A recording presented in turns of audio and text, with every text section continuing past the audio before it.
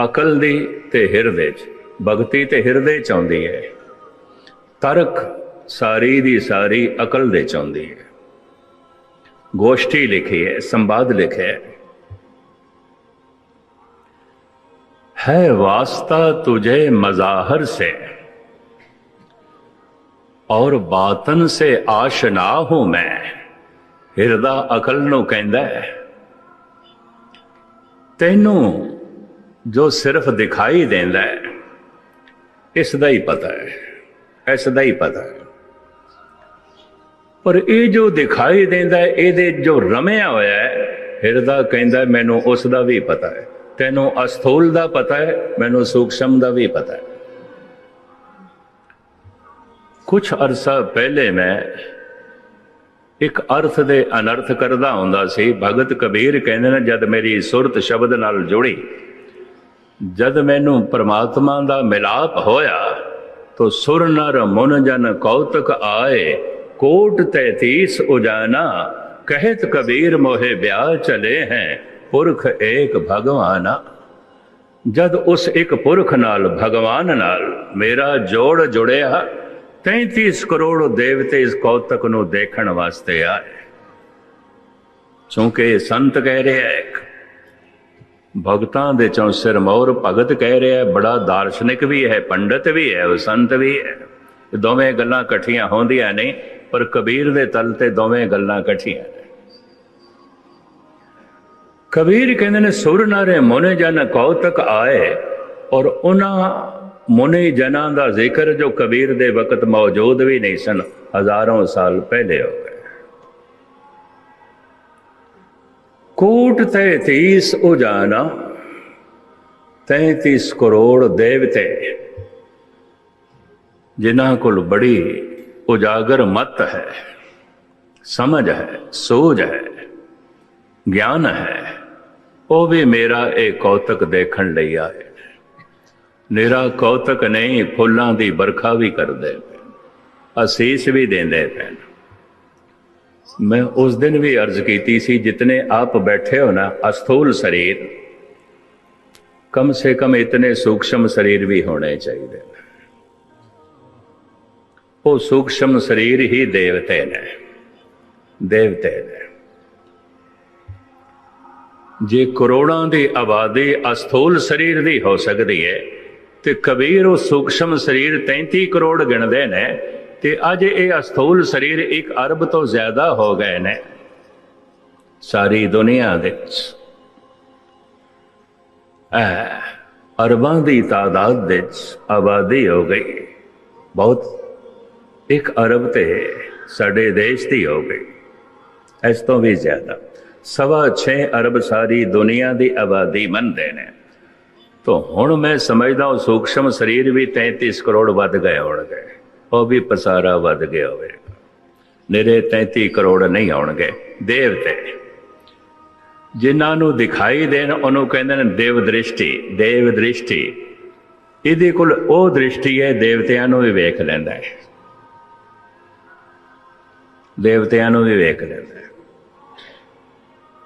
इहदे कोल ओह तकनी है जिहदे नाल इह सूक्ष्म शरीरां नूं भी वेख लैंदा है।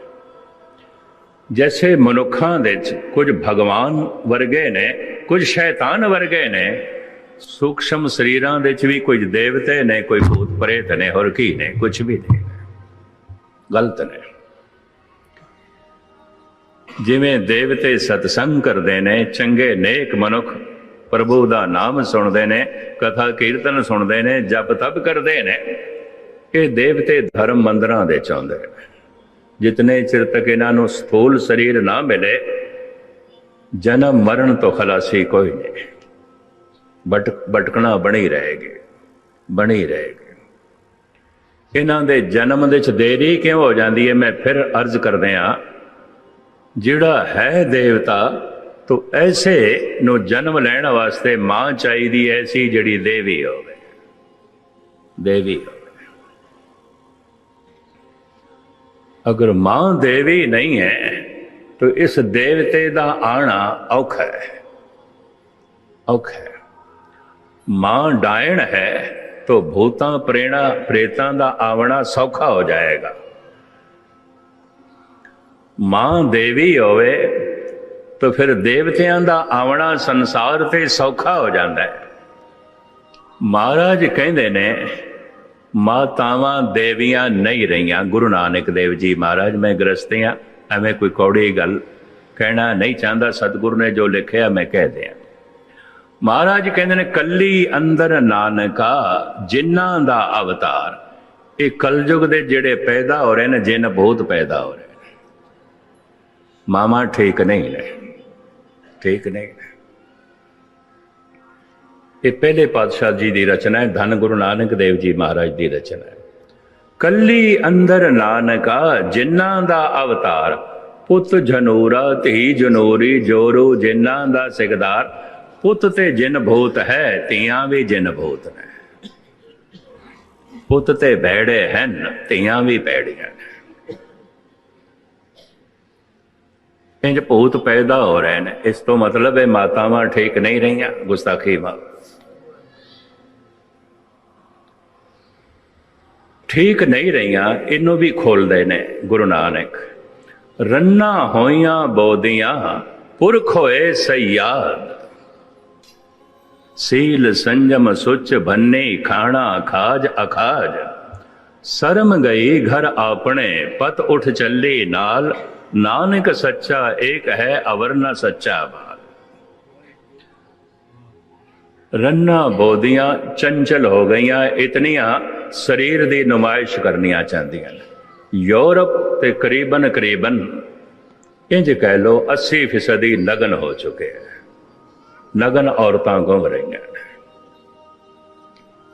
पुरुष होए सयाद, ते सयाद लफज फारसी का शिकारी नूं कहंदे। पुरुष शिकारी बने फिरदे, देखना चाहते।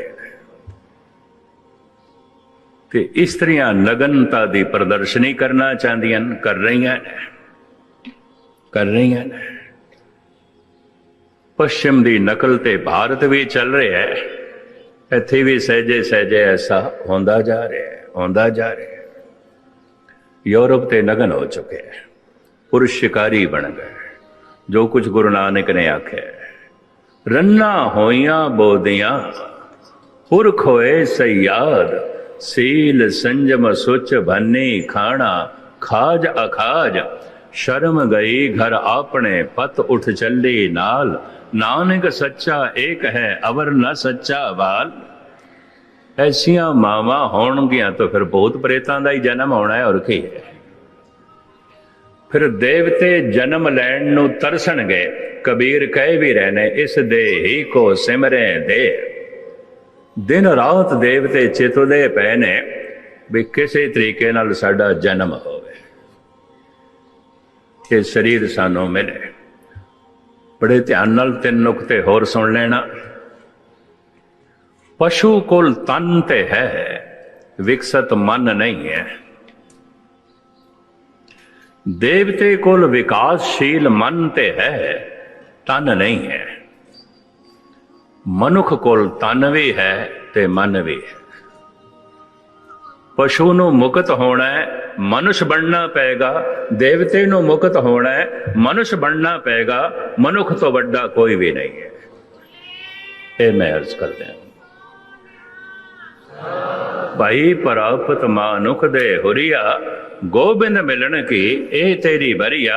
ये वारी पशुओं कोल नहीं है इस जन्म दे। ये वारी देवतियां